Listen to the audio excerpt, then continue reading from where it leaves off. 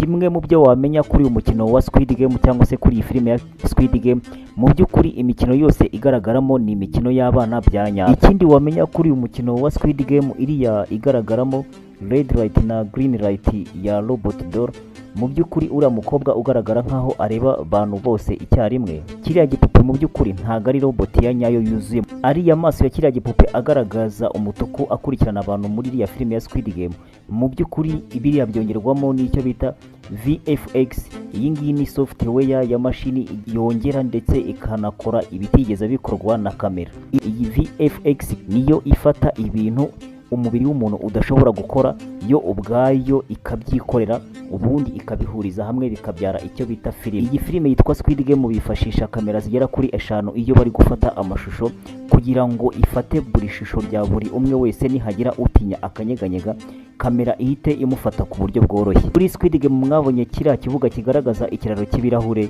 biriya birahure byose mwabonaga, biriya birahure ni parasitike z'ibirahure zubatse mu nzu nini cyane ya studio yagenewe gukorerwamo ibintu nka biriya. Noneho rero ukuntu babigenza, ukuntu babitegura kugira ngo wowe uzareba filime uzarebe filime ubona biriya bintu ari ibintu biteye ubwoba, ni ukuvuga ngo bafata kamera bakayishyira hejuru cyane, nk'uwafata kamera akayishyira mu giti, noneho igafata amashusho isa nk'ifatira hejuru cyane. Noneho ni ukuvuga ngo amashusho iyo kamera ifata igaragaza cya kirahure, bisa nkaho icyo kirahure gifite munsi yaho ubujyakuzimu burebure cyane, kandi mu by'ukuri ubwo bujyakuzimu ari ntabwo, cyangwa se n'ubwo bwaba buhari bukaba atari ubujyakuzimu burebure nk'uko twebwe tubibona muri filime.